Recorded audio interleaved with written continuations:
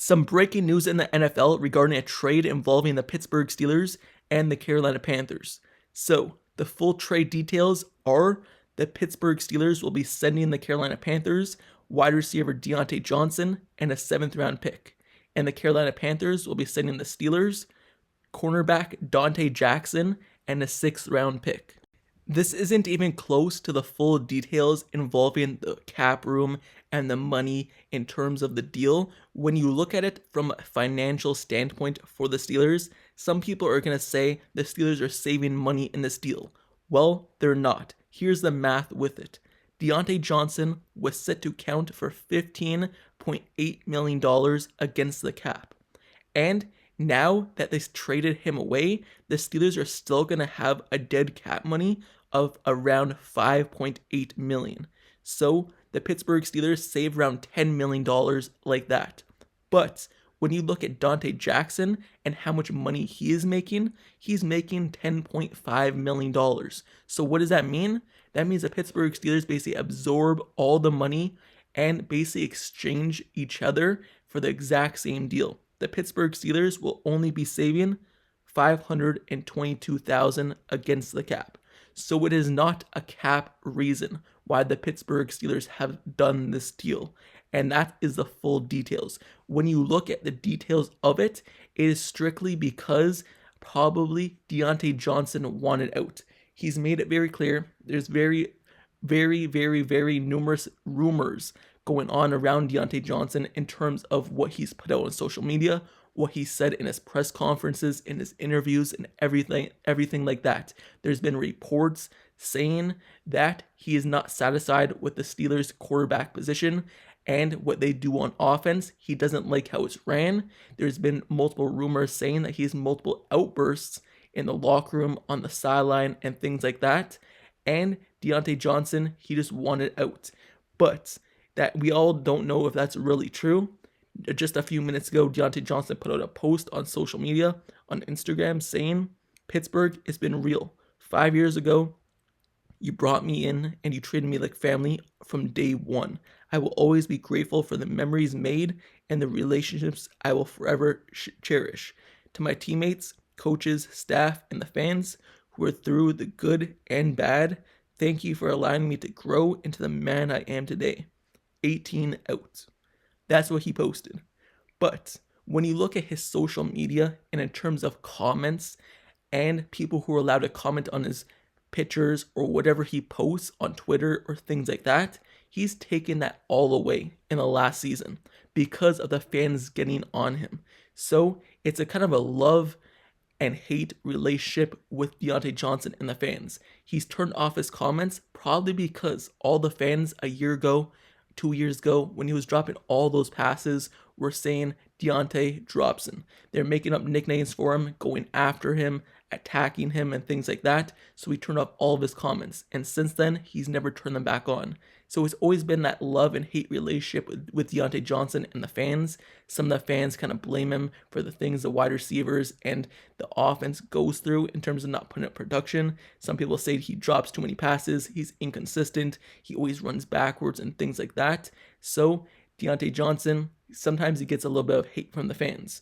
But so now when you look at what the fans are saying about this situation and the Diontae Johnson trade, a lot of people hate it. They don't like the trade. They thought they could have got way more value back for Diontae Johnson. Well, Diontae Johnson, many people around the NFL knew that he wanted out. And guess what? He was up for a contract after the season. So after the season, he would need a new contract. And once again, there's multiple rumors going out just a few weeks ago that Diontae Johnson was going to hold out this season because he didn't want to be in training camp until he got a new contract. He did that 2 years ago, if you remember, when he was up for a contract then. He held out of training camp, did not go to mini camp and things like that, and he ended up getting that new contract extension. So there's many rumors saying that he was going to do the exact same thing. And I guess the Pittsburgh Steelers didn't want to go down that road, didn't want to give him the new extension. They didn't think it was worth it. All the rumors going on around him, so they traded him. And that is kind of the full details of this trade, just broken down into one video and everything going on revolving around him. In my video tomorrow, I'm going to cover Donte Jackson and the actual specifics of him as a player and his introduction to the team. So be on the lookout for that around 12 p.m. Eastern time tomorrow. But anyway, this video is more strictly around Diontae Johnson to the Panthers. How will he help the Panthers? Well, he's a wide receiver where he ranks within the top 10 of always being open. That means his route running is pure. The Panthers are really looking for a wide receiver to pair with Bryce Young and really help him out. And me personally, I don't see it as a very good fit. I believe Diontae Johnson has always been a bad fit with the Steelers, and that is strictly because of how the offense is ran, the quarterback situation he has been put in. I believe I said this before, a lot of you agree with me, some of you probably don't, but he's always been put in a bad situation on bad teams in terms of offense-wise. Like for the example, what do the Steelers do? They check down the ball, and what do? They run the ball. And in Ben Roethlisberger's final 2 years, he had Diontae Johnson. So he had Ben Roethlisberger in his final 2 seasons, and then he had Duck Hodges. Who else did he have? He had Mason Rudolph, Mitchell Trubisky, Kenny Pickett. He's never had a quarterback in his prime or a top-tier quarterback in the league. He's always had a quarterback who was kind of average or below average in terms of arm strength and things of that nature. And now he's being traded to another bad situation, another bad offense with the Carolina Panthers. That's why I believe he's always been put in a terrible situation wherever he's been, whether that's with the Steelers or now with the Carolina Panthers. And I'm saying that for the Carolina Panthers is because their offense was terrible last season, and now he's playing with kind of a second-year player in Bryce Young. Once again, not a top-tier quarterback. Some people believe that he's a mistake with a number 1 draft pick, and people are already calling him a bust. So I believe he's always been put in a terrible situation, and if he was given a top-tier quarterback, he would be putting up top-tier numbers as a number 1 option because of how open he gets. If he's ranked as a person who always gets open, but his yardage, touchdowns are never high, whose fault is that? Is that Diontae Johnson's fault? Or is he doing his job? He's doing all he could do on his routes, and it's up to the quarterback, the offense, to get him the ball in the certain situations. I believe it's not his fault in the situations that he's been through, and his numbers would have been top tier if he was put in a better situation, like just say Kansas City, or even the Texans, or a team that just has a quarterback who's able to get the ball on time, on target. It doesn't have to be a top tier quarterback like Patrick Mahomes, even though I gave that example. It could be a guy like CJ Stroud from last season, even though he was just a rookie. At least a quarterback who actually was able to do something, like a Joe Burrow. So, Diontae Johnson to the Carolina Panthers, he should help their team in terms of getting open, giving Bryce Young a target, but it's not up to him. It's up to Bryce Young to actually get him the ball and the offense to make him good. Also, I'm saying this from a standpoint and saying all these rumors surrounding Diontae Johnson wanting out of Pittsburgh, they're just rumors. Who knows if it's true? Who knows if it isn't? But I'm saying it from a standpoint of me.